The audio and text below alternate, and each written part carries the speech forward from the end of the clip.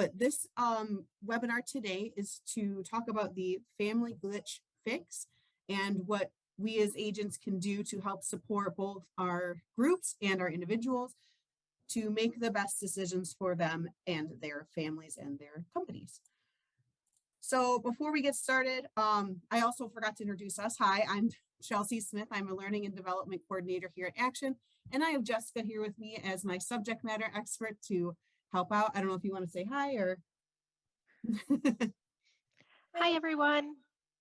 I'm Jessica Schmaltz. I've been with Action Benefits for 10 and a half years. Perfect. Okay, so our outcomes for today, what we are trying to hopefully accomplish by the end of this session is I can explain the changes made to the fix of the family glitch. I can guide families to make an informed purchasing decision based on these changes. And I can identify information needed from all parties to implement any of the changes related to the glitch fix, because the employees will have to provide some information to the marketplace in order to qualify for this, the tax subsidies that they are going to receive. And that information is imperative to being able to get those tax benefits. So I want to make sure everyone knows what those are so that we can get everyone situated in what they need. What is the family glitch? So why was this rule even implemented in the first place? What even started all this? So if you are trying to cover pre-2023 or pre this period, under the ACA, employers are required to provide affordable coverage for the employees, but not for spouses. So while they might choose to contribute to the employee's health plan, they can just as well choose not to do the same for that employee's spouse or for their dependents.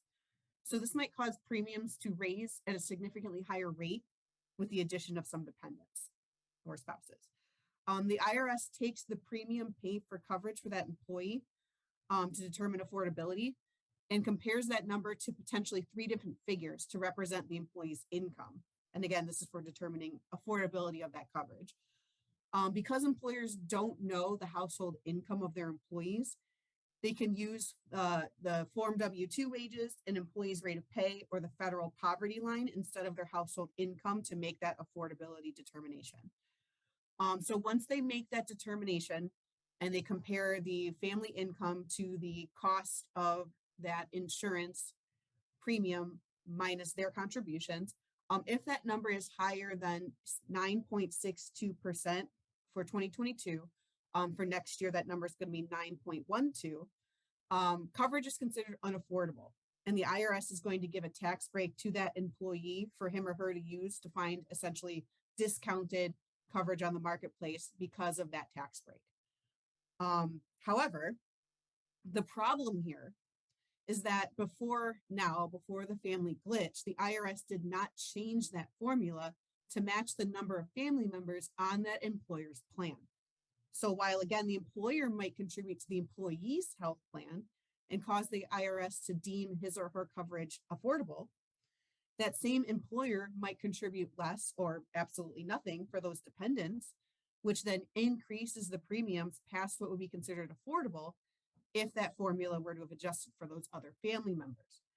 So that forces the family to either sign up for health care coverage that they can't afford just to ensure that that family stays covered with that employer, or sign up for the employee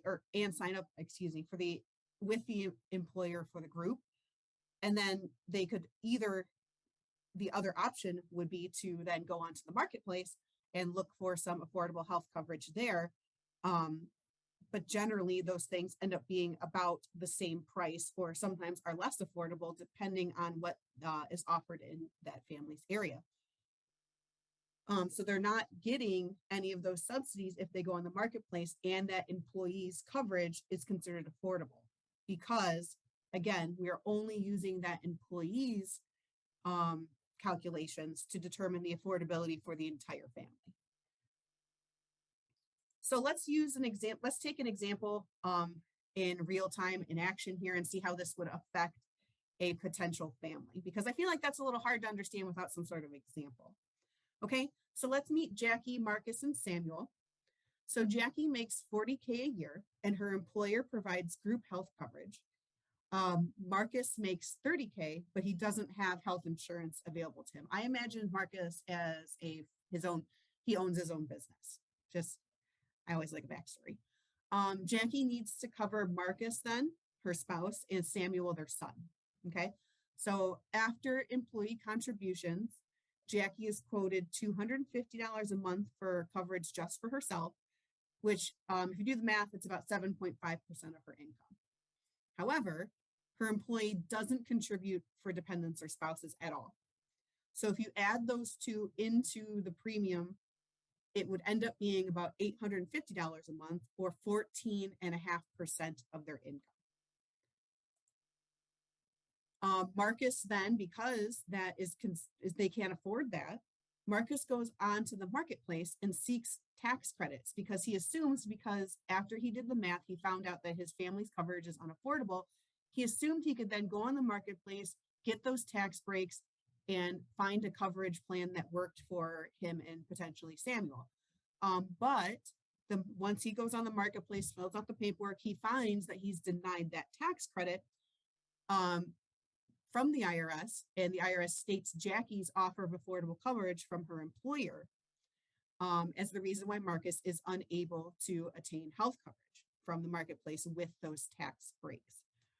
So this ends with Marcus and Samuel being stuck with either expensive coverage, either from the marketplace or from their employer. It essentially hasn't solved the problem. So why do we care about the family glitch? Families are left without coverage if an employee's offer of coverage, is deemed unaffordable. KFF estimates this is about 5.1 million people that are affected by this glitch. So there is a good healthy chunk of people who end up in this situation where the employer is contributing to that employee's health plan, but not necessarily to the dependent's spouse, etc., which then dramatically increases those premium prices. So what is the fix? We know what the problem is, but what is the fix for the problem? So as of open enrollment this year and beyond, the marketplace will now compare the cost of the entire family's premium against the family's income to determine the affordability of that health plan. The employee will have his or her affordability calculated separately from the rest of the family. And subsidies will not apply to the employee if just his or her coverage is found affordable. So, in other words, the plan can be considered affordable for just the group member, but not the family. And the family will get the tax breaks on the marketplace while the employee will not. Or if the company decides to offer different plans to the family with fewer benefits than the group member, that could also be separately considered undervalued, but that's not really what we're talking about today. So what then stays the same? Okay, so we talked about what changed, what's going to stay the same. What's minimum standard value is still considered 60% of the lowest cost option offered to the employees, not what that carrier provides, what's offered to the employees versus the actuarial value of the plan. Thresholds for the subsidy qualification remain the same. Again, that's 9% approximately. For the last year, it was 9.62. For 2023, it's going to be 9.12. Employees can stay on employer group plans. That's obviously still something that can happen. Employer is not required to contribute to the dependent coverage. And HRAs and QSERA calculations are also unaffected. So all of those options stay the same. So let's take a look at a before and after the family glitch. So before, the income is the same for the families both times at $70,000.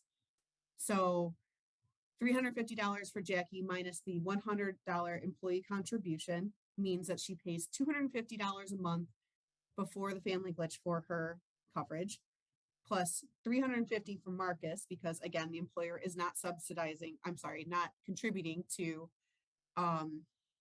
his coverage, and then $250 for Sam, because again, they're not contributing to that coverage, which equals $600 plus the amount from Jackie, $850 total. Dividing that up, again, that's 7.5% of their income. So there will be no no marketplace subsidies for Marcus, Sam, or Jackie, because that 7.5% is below that 9.62 that would have been used for the calculations for this year. So because just Jackie's is considered affordable, the rest of the family is wrapped up in that affordability. However, after, for this open enrollment and beyond, we can see the math stays the same until the end, where we are looking at the amount the family will pay annually for their premium in comparison to just the employee. So again, we see that Jackie does meet the affordability threshold, but her husband and son do not. So Marcus and Samuel will get a market subsidy from the IRS to support them in the marketplace, while Jackie will not get that subsidy. Okay, so hopefully that clears some stuff up for us. I'm going to throw a question up here to get us rolling with hopefully a check. So Moishe and his family apply for a marketplace subsidized plan because they cannot afford his employer's sponsored coverage. His family is approved for tax credits, but he is denied. What happened? For what reason would Moishe be denied when his family is still allowed to have those subsidies on the marketplace? So either Moishe makes too much money to be considered for these subsidies, but his family doesn't. Moishe is offered employer coverage while the rest of his family isn't. Moishe's employer covers a portion of his premium only, so his coverage is deemed affordable while his family's is not. Or Moishe cannot shop on the marketplace if he has an employee group plan offered to him. So I'll give a couple minutes or seconds here to give our answers.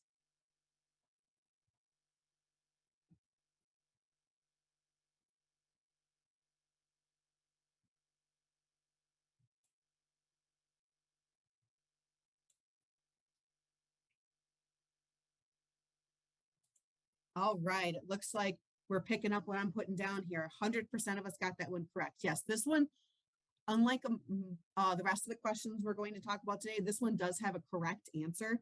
Moishe's employer covered a portion of his premium only, so his coverage is deemed affordable, so he does not qualify for those tax credits with that family premium. So this family is going to get that tax credits because their coverage is unaffordable. Moishe's is not, or I'm sorry, is affordable, so he would not get those tax credits. So awesome. Thank you for your participation there. So before we keep going, Jessica, is there anything you'd like to add?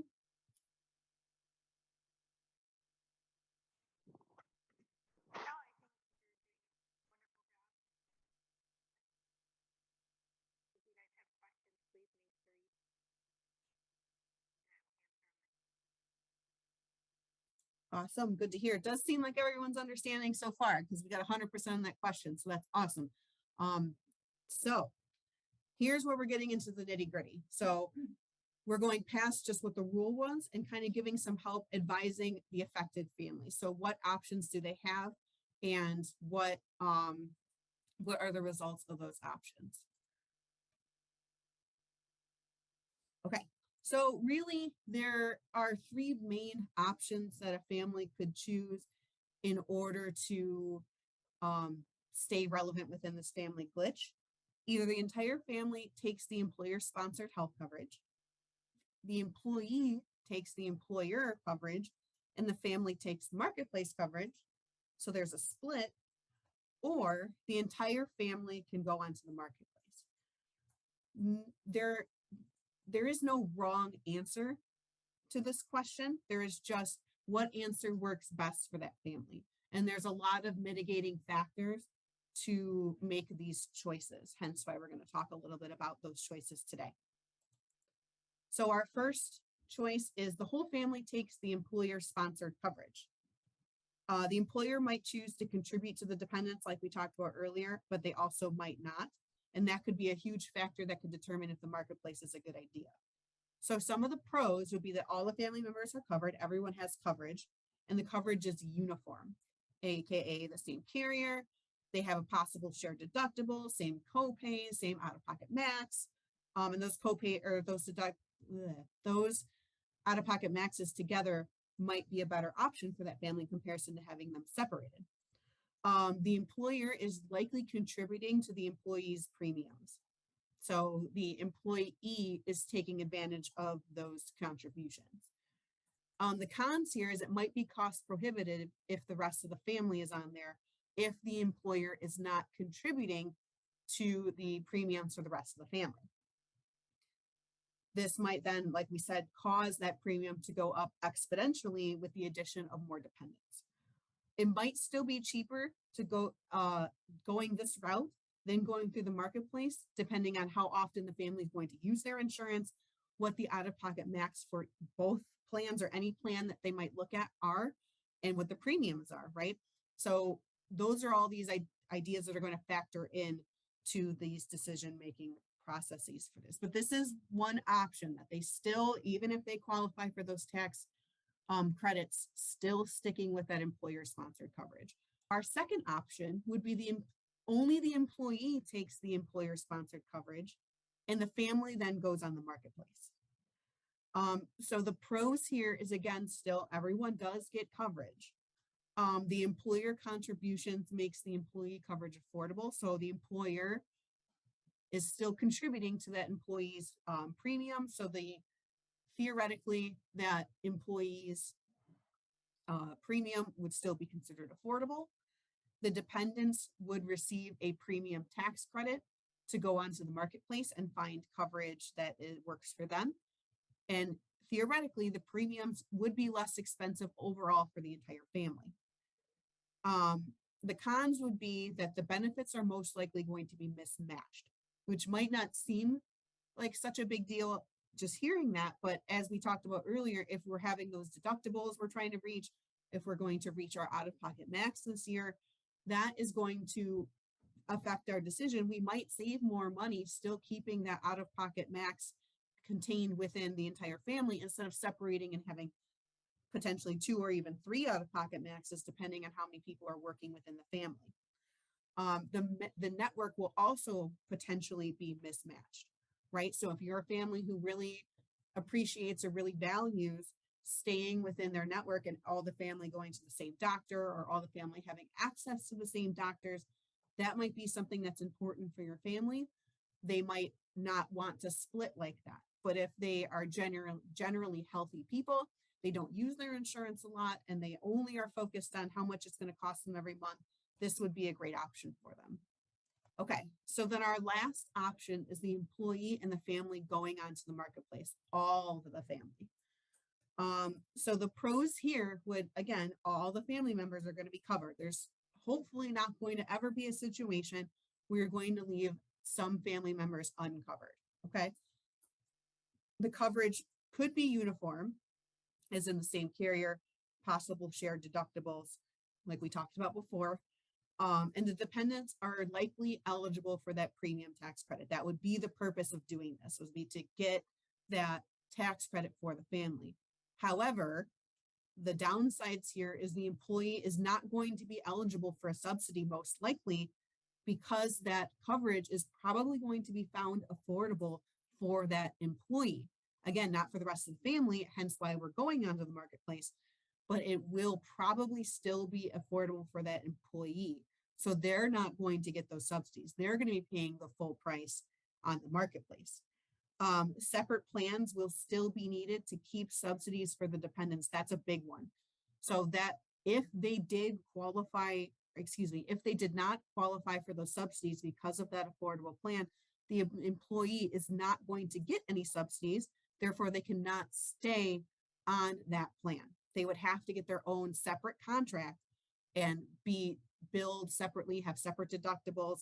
They cannot combine those things. So some of the things that we are looking to gain from moving to the marketplace, some of the things you would think you would gain, you're not going to have those benefits if you're putting the entire family on the marketplace. And again, those plans still could be different depending on choice. That might be a good thing for you. Again, this all depends on what the family considers most valuable to them. But those plans still could differ between the employee and the family if they are ending up choosing a different plan, because again, they have to have separate contracts due to that lack of qualification for that employee for those tax credits. Okay, so those are about the three options that they as a family are looking at so far. So there was a question or in the chat, and it was asked, would this information pertain to any employee or just an employee at a large group? So I just want to clarify that it's based off of the household income and then the total premium minus the premium for the employee. So if the employee's premium is considered affordable just for the employee, that employee can't go to the marketplace. It doesn't matter if it's small group or large group, because then the total cost is going to be based off of the cost for the dependents that are on the coverage. So if you look at how much more it's going to cost for that family and trying to figure out if then it's affordable. So it doesn't matter, but sometimes that would matter if you are comparing premium in the marketplace to what the employer is offering. So we know in the small group space, it's age rated. So that entire family could be a pretty high premium and unaffordable in that way. In the large group space, you could have multiple dependent spouses and it be one cost for the family. So definitely keeping that in mind when you're comparing premium in the marketplace, if they're actually saving money with even getting those tax credits. See, I didn't even think about any age rated things at all when I was doing this. So that's a good point to make. Absolutely. So we're going to jump into the support for the employees. So now that we've explored the three options, let's take a look at some of the things that the employees are going to need in order to either apply on the market, basically what they're going to need to be able to apply onto the marketplace to get those tax credits. So families must provide, and again, just to make sure that we're aware, families are responsible for gathering this information on their own. It is not the responsibility of the employer to provide it to the employee. The family must gather this information. The employer has to provide it to them if they ask, but it is not the employer's responsibility to make sure that they have this information. So first, the family must provide proof that the employer-sponsored plan meets the minimum value.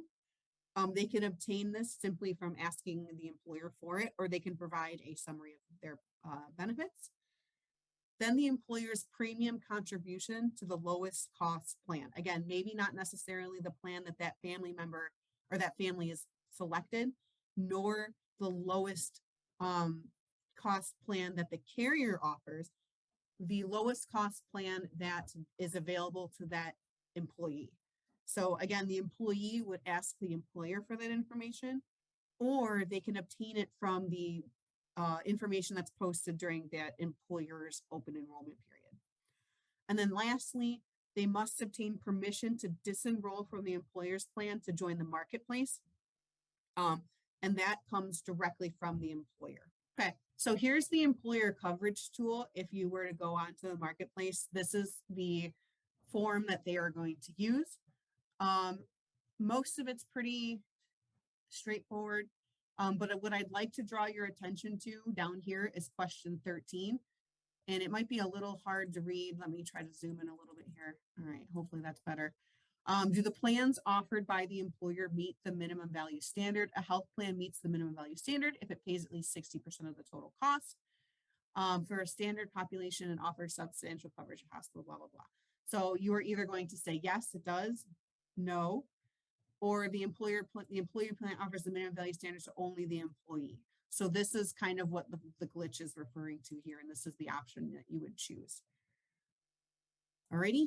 So like I said before, this is the responsibility of the group member to gather this information, and then they can use that to apply in the marketplace. What would stop an employer from offering such a low contribution that it would qualify almost all the employees to go to the marketplace and get subsidies? Do you want to? So most of the plans that are available, and I'm going to say, from our point of view, when we look at Blue Cross plans, Blue Cross has those minimum value plans. So those minimum value standards were already set by the ACA to be affordable.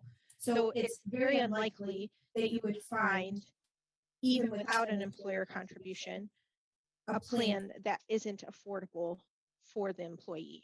Because those employers, especially in the large group space, in the small group space, we know that those plans were subject to actuarial values set by the ACA. So they're going to meet those standards. In the large group space, the employer would receive a penalty or a fine if they weren't offering at least minimum value to their employees. So, there are some catch-alls in place for that. Let's take a look at some of the support you might be giving for your employers. So what is it that they need to provide? So again, similar, there's proof. They must have proof of an offer of minimum value coverage given to the employee who would like to take their family onto the marketplace. Again, it is not their responsibility to give it to everyone, just to those who ask for it. There is proof of an employer contributions to the lowest cost plan and permission for mid-year disenrollment. So these three are the same thing, essentially, that the employer is required to get. But again, the employee is required to get, but the employer is required to provide that information upon request to that employee. So what about that mid-year disenrollment? This is probably where your employers are going to be asking the most questions and wanting to know what's up with that. The IRS recommends mid-year disenrollment if the family is affected by the glitch, if the plan meets all qualifications to be considered, and if the family would like to change to the marketplace. This is not a mandate. They are not required to do this. It is just recommended that they do this. The employer will still meet the ACA requirements if they do this. There's no downside in theory to the employer allowing the employee to disenroll if they so choose, disenroll themselves or the family members. The law stands right now that members can pick their coverage at the beginning of each year, and they are only permitted to disenroll following special life events such as switching jobs. We all know that. But for this year, there is going to be a exception for any family that is affected by the glitch. They'll have the whole year to disenroll and re-enroll on the marketplace if they so choose. So that is a great thing to keep in mind, that there is not going to be a penalty for anyone involved in the process of making these changes if they are choosing to make those changes for themselves. So I figured that was a good thing to point out, is that there is no downside in theory for the employer to allow them to disenroll. For these questions, I want to make sure that we're all aware. I don't feel there's exactly a right answer here. That's going to be up to you as the agent and the family as to what is exactly the right answer, depending on what their priorities are. But I guess there are some answers that are better than other ones, is what I'm trying to say. So once we get to these questions, they're going to be ranked questions. There's not going to be a right or a wrong answer. Looks like we got a question while I have done a few QSARAs and ICRAs. Could you go over how they are affected as well again? Okay. So from my understanding, they are not affected by this glitch. They're left on their own. There is the only thing that the glitch is changing is the calculation for affordability for an entire family versus just the employee. So hopefully I answered that for you. Okay, so let's hop into these practice questions. So let's meet Stephen, Anna, and Joe. So Stephen makes $50K a year and his employer provides group health coverage. There's gonna be a lot of information coming up, so buckle in. Stephen needs to also cover Anna, his spouse, and Joe, their son. They are a generally healthy family. His group plan's individual deductible is $6,900 or $13,800 for the family. Stephen is quoted $250 a month for coverage for just himself after employer contributions, or about 6% of his income, However, his employer does not contribute to dependent coverage. Adding 2 dependents brings the premium to $850 a month or $10,200 a year, or 20% of their income. There's 3 different ways to take a look at this information. So kind of get this information in your brain really quick. And let's see if I can do it this way. This might be better. I'm going to experiment for 1 second here. So let's try. I'm hoping now that you can see both the information about Stephen, Anna, and Joe and the question that I was going to present to you. So hopefully you can see both of those things. So how this question works is I'm looking for you to take a look at those 4 options, and I'd like you to rank those options for me by how likely you would be to recommend the option for this family. So either Stephen should keep his employer-sponsored coverage for the family, Stephen should enroll in a plan on the marketplace for the whole family, Stephen should keep his employer-sponsored health coverage for himself, and then Anna and Joe should go on the marketplace, or Stephen should compare the deductibles of his employer coverage to those on the marketplace and choose whichever has the lower deductible. But let's take a look at what we said here. So it looks like most of us we're most likely to recommend C, that Stephen should keep his employer-sponsored health coverage for himself, and then Anna and Joe should go on the marketplace. If the family's biggest concern was saving on their premium, I would totally agree with that. So if that was your thought process behind picking C, you're on the right track. That is perfect. There's some of us also said that Stephen should apply or enroll in a marketplace plan for the entire family. If they're more concerned about keeping their network deductible costs, so on and so forth, the same for the entire family, this is your option. That's a great idea. But he would not be eligible for those tax credits. That is the downside here. The costs for the premium wouldn't necessarily be the same. The costs such as co-pays and such, not the premium, excuse me. And then if they are an unhealthy family and they are more likely to be meeting that out-of-pocket max, then D might be a good option for this family because they're more concerned about combining their costs together in order to meet that out-of-pocket max so that they can save more money that way. If they're a family who's going to be using that coverage a lot. This is where we get into some of the nuances here. I should have shared the results before I started talking about them, but here we go. That is this is kind of how we looked at it as a group here. So it seems like we most likely recommended C and D, and we were least likely to recommend A and B. And I think that's kind of what I was trying to get at with this question. So I'm glad that we picked up what I put down. Jessica, is there anything that you wanted to add?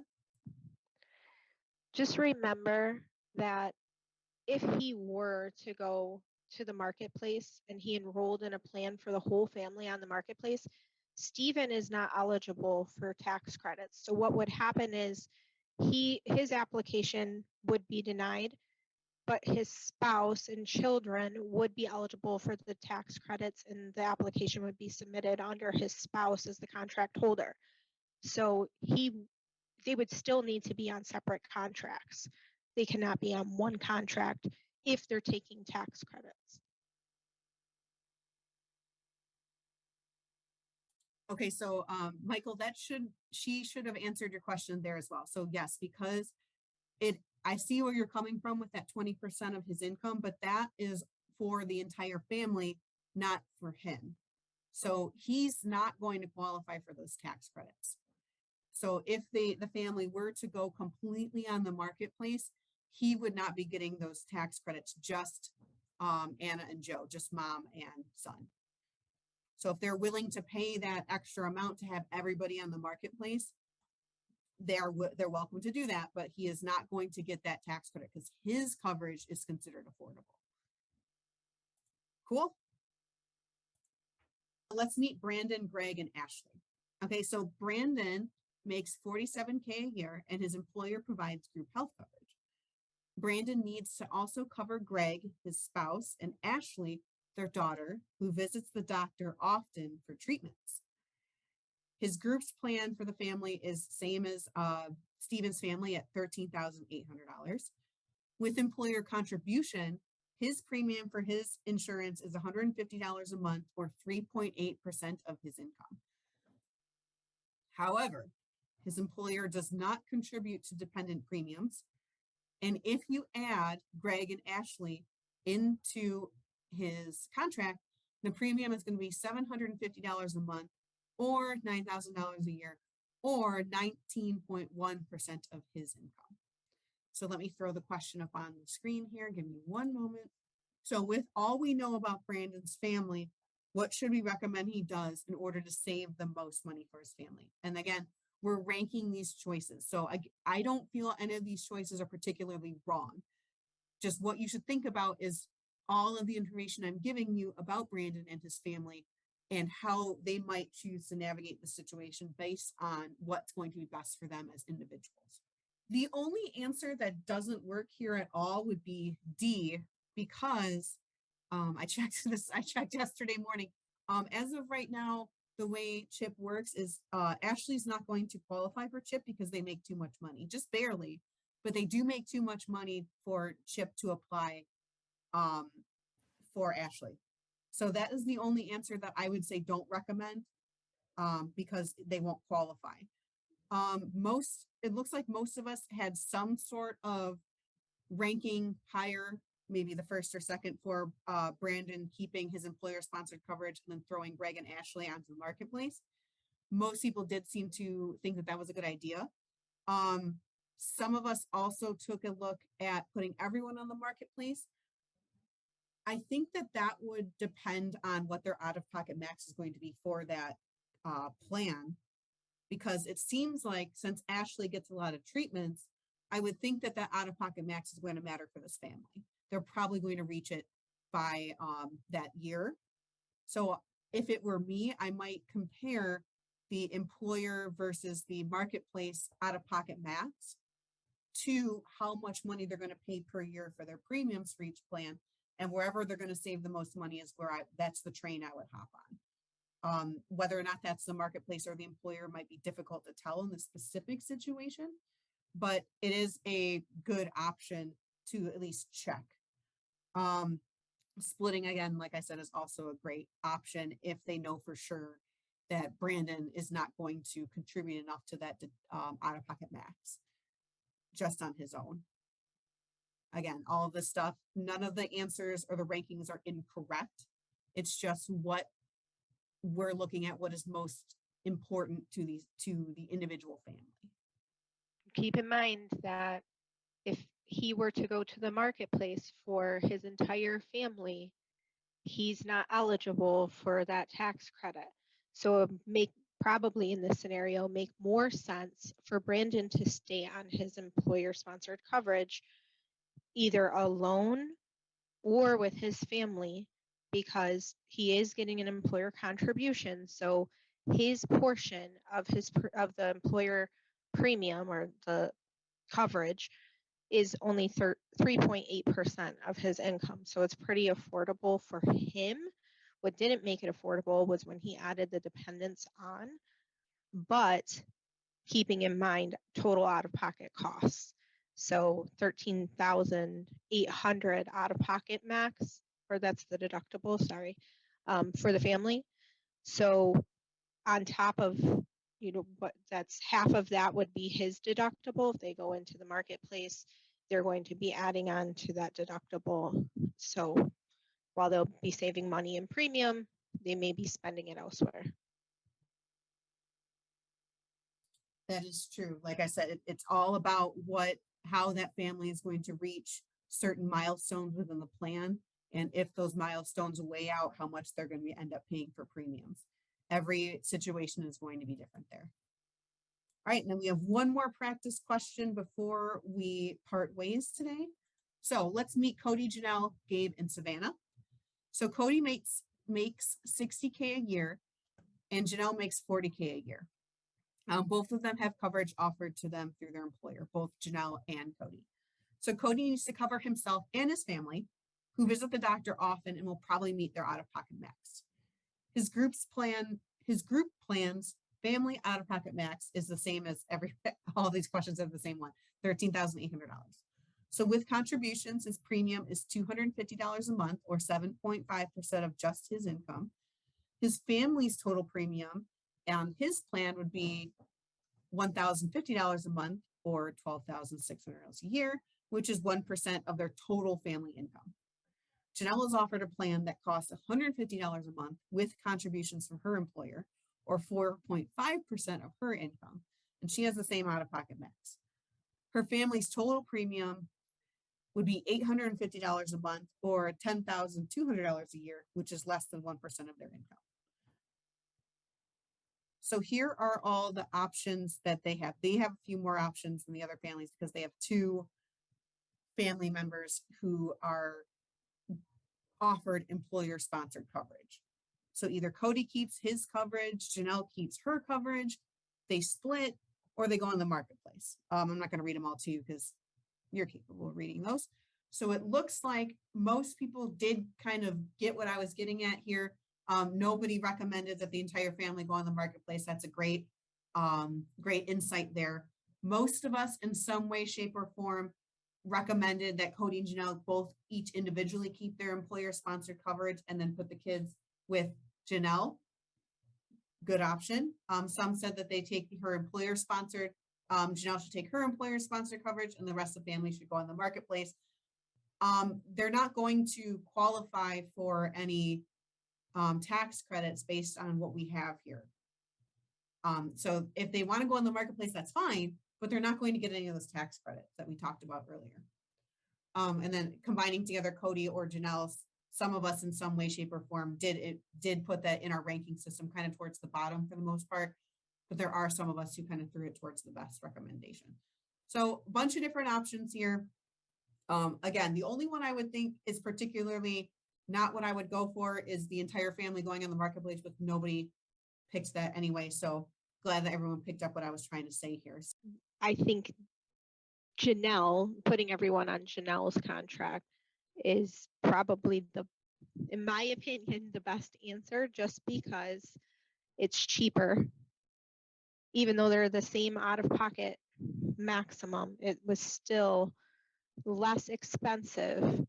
And in the first bullet point, we do say that Cody goes to the doctor often and they're definitely going to meet their out-of-pocket maximum. So to save the most amount of money, Janelle, putting everyone on Janelle's coverage would be the best case scenario here. That's where it's really important to pay attention to those details, I feel, because if they weren't going to meet that out-of-pocket max, I think that it would be the better option than to keep them separated, right? But since they're meeting that out-of-pocket, it depends on how much they're contributing, I guess. Yeah, still multiple. Okay, so yeah, it's all going to depend on each individual situation to see which one works best for the family. I wish that I could give you one straight shoot answer and just say, hey, this always works. This is always the best option. That's just is still not going to be, even with this fix, I still don't think that's the case. I still think each family is going to need kind of a deep dive into their scenario and what plans are available to them, both on and off the marketplace and on the marketplace and with the employer, to make sure that they're saving the most amount of money. So if you do have any additional questions or concerns, you can email learningandactionbenefits.com. You can email me personally, csmith@actionbenefits. You can email Jessica, email your account manager, whoever you would like to discuss these questions with. But this is going to be your final shot to ask questions to us. So, there's these two questions. When calculating how much of total income, there's multiple ways to do it. If you're on the marketplace, they're looking at annual income. So there's multiple factors. It's not just job-based income. There are other factors, as you know, that go into household income. But they do allow you to calculate it on the marketplace multiple ways, but it is total annual. So hopefully we got everybody's questions answered. Hopefully this was a good use of your time. We have a better understanding of the family glitch. Yep, no problem. Have a good rest of your day. If I don't see you, have a great holiday season. Happy Festivus. And try to stay warm out there. It's getting chilly.